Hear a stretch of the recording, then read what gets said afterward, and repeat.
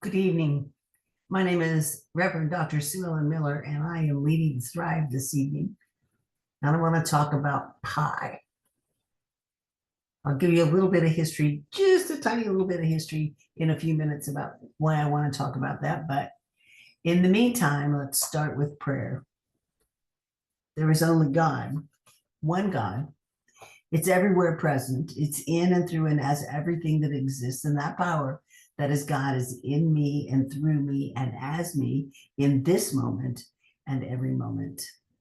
And with the power that is God flowing through me, I speak my word for this particular session of Thrive. And I know that the divine wisdom that is God moving through me does so with a flow and does so with ideas and does so with divine guidance through me, to me, as me. In all that I create today, in all that I say, and allows me to create and to be that conduit between these ideas, these thoughts, these pieces of information, these opinions, and whosoever needs them. That is God moving through me. And I note that the right and perfect people hear what I have to say. And so I give thanks, knowing this is perfect in every way, as I release this prayer into the law that says, yes, I know it is done, and so it is. So I got this idea about Pi from a Toastmasters speech by a friend talking about Pi on the day, on Pi Day, 314. Not the mathematical pi, but she was talking about P.I.E. Pi. And her P.I.E. was preparation, inspiration, and enthusiasm. And I thought about that for a few minutes and I thought, that's really good. Except that I'm going to change my P and I and E to be practice, inspiration, and expression, or enthusiasm, or enthusiastic expression if you want to go that way. Pi, practice. In order to shift, in order to change, in order to do something different, we have to be different. Our Buckminster Fuller said, you never change things by fighting the existing reality. To change something, you have to build a new model that makes the existing model obsolete. Why do I'm not talking well today? I'm sorry. We'll go over. It makes it obsolete. Makes the existing model obsolete. When we are doing the same things over and over again and hoping for different results, we don't get them because we're focused on the same things over and over and over again. And what we get is more of the same things. So in order to do something different, we have to shift and we have to change. We have to do something or build something that's different from what we had before. And how do we do that? We do that with practice. And I know that practice is an 8-letter word, but it almost is as bad as any 4-letter word I know. We don't like practice because it's kind of like work. We don't like that either. It means we have to do it over and over and over again. On the other hand, we've been doing it all of our lives. We practiced walking. We practiced running. We practiced riding our bike. And we do that over and over and over again until it becomes second nature. We practice driving a car. And then when we get a new car, we have to practice with the new car that has things in a slightly different place than what we were used to before. And we get used to it. We're used to practice. But in terms of spirituality, what we need to practice is being closer to that oneness with God, being closer to the spirit within. And how do we practice that? We practice that through meditation. We practice it through affirmations. We practice it through mindfulness. We practice it through spiritual readings, reading things that help uplift us and make us more inclined to reach for that spiritual stuff inside, that spiritual connection. We practice with breathing. I know now that sounds real spiritual. On the other hand, it is, because without breathing, where are we on this plane anyway? So when I take a deep breath, I do so mindfully. I do so to bring myself back into awareness of who I am, back into so that my mind is conscious of my awareness of my divinity, my awareness of oneness with God. Practice. It's an 8-letter word. We don't like to do it, but we do it all the time, and we get to do it even more. If we want to change something, we must practice the new behavior in order to get what we want. Practice. That's the P. Now, I is the inspiration. Why are we doing it? There's no reason. If we're happy with what we have right here and right now, then there's no reason to change, except that if we don't change even a little, the world is going to leave us behind, because it's changing much faster than we can think about changing.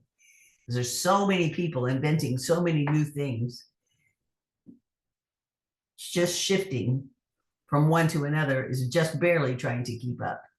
So we need to shift, to change, and grow. But what is our inspiration? What is it we're wanting? What is it we want?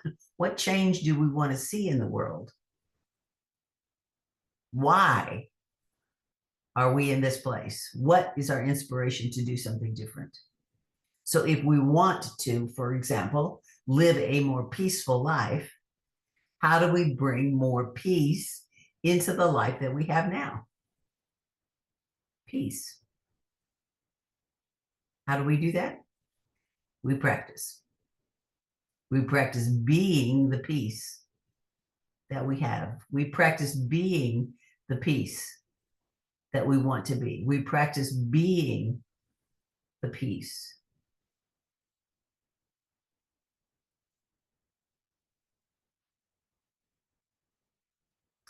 E, expressive enthusiasm, or enthusiastic expression.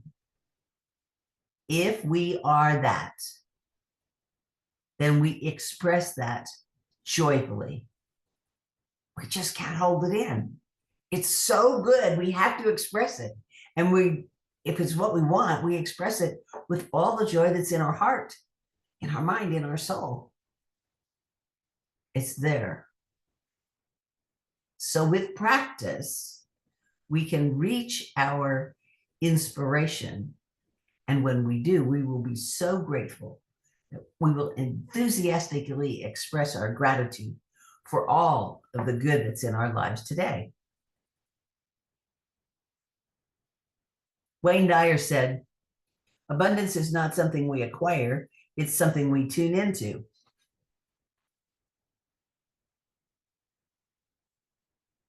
How do we tune into it?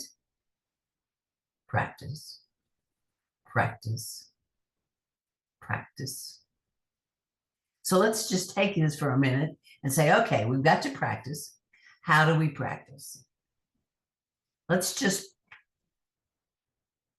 for a moment, let's just take the idea that we want to express abundance. We need to be in tune with that abundance. How do we get in tune to that abundance? Take it into practice. Read about abundance, read stories about people who have taken affirmations and worked with them, etc. And another way would be to use our imagination in that quiet time that we have preferably before we go to sleep in the evening, but sometimes first thing in the morning, and move into that space where we know that God resides within us, where we're almost, but not quite asleep, and use our imagination to experience what it is we want, to experience that abundance, or to experience that peace, or to experience that joy that we really want to have. And as we're experiencing that in our imagination, we want to embody, incorporate into our imagination the feeling that it's already there, that we have it right here and right now in our possession, that we have all of that wealth or all of that peace, that it just fills our heart and we are so pleased and happy that it's here. Oh, what a wonderful thing. It feels so good to have it, to know it, to feel it. And then as we drop off to sleep, we turn that over to our unconscious self to begin to manifest. Now, it may take us a while doing it every night before we go to sleep, before we see some activity. And it may not work at all. I'm betting that it will. And if I believe it will for me. If you believe it won't for you.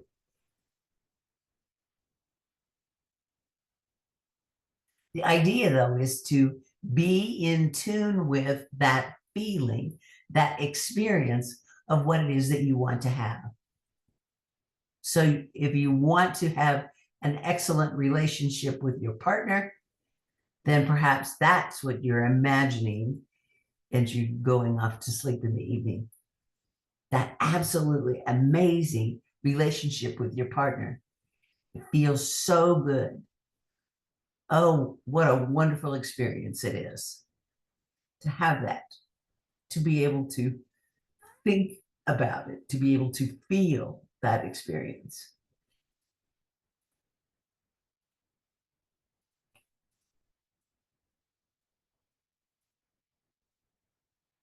Mike Dooley said in the Notes from the Universe, the secret to always being in the right place at the right time is knowing that you always are. That's an interesting point of view. If we absolutely believe that we are in the right place at the right time, always, that it's absolutely perfectly divinely ordered, then we will always find ourselves in the right place at the right time. And I know, just like everybody else, that we have all had the feeling of being in the wrong place at the wrong time, and something has happened to prove us right that we're in the wrong place and it is the wrong time. On the other hand, if we believe that we're always in the right place and it is the perfect time, that's the experience that we will have. And oh, what a wonderful experience that is, to always be in the right place at the right time. That is an experience it's just delightful to have. So with enthusiastic expression of our life, we say, thank you, God, that I'm always in the right place at the right time. That my practice of recognizing that I'm always in the right place at the right time leads me to experience being in the right place at the right time. And no matter what's going on, I can always ask the question, what is the highest possibility in this moment? What is the highest possibility in this moment? Can I see something better? Can I see something greater than what I am currently seeing around me? Is there something better out there? If I'm believing that I can always I'm always in the right place at the right time, then the highest possibility must be right here with me to move forward. All I have to do is practice. I take my P.I.E. I practice what I I practice what I preach. In this case, I really do practice what I preach. I'm looking for practicing the presence. I'm looking for practicing the mindfulness. I'm looking for practicing my affirmations. I'm looking for practicing being absolutely enthusiastically expressing the divine through me in all ways. I'm looking for that inspiration of peace and power and joy and love and harmony and right relationships and absolutely being in the right place at the right time. Those are my inspirational pieces for today. They can shift. They could shift tomorrow and be something totally different. But for today, those are the things that I'm experiencing. I'm absolutely in the right place at the right time. So I want you to remember Pi. I want you to remember to practice. Remember to practice the spiritual tools that we have to practice meditation, to practice mindfulness, to take time to vision, to take time to visualize, take your inspiration and pull it into your imagination at night when you're going to bed, visualizing the expression, not the form. I don't want to know the picture, what it's going to look like, but what does it feel like when everything works out exactly the way that you want it to work out? That's the expression that we're going for. That's the practice that we're going for.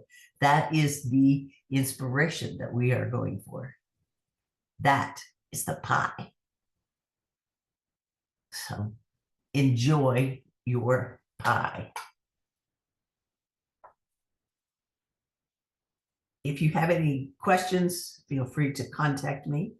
If you have any desire to contribute to Inner Journey, you can tithe or tip or donate to 405-337-9739.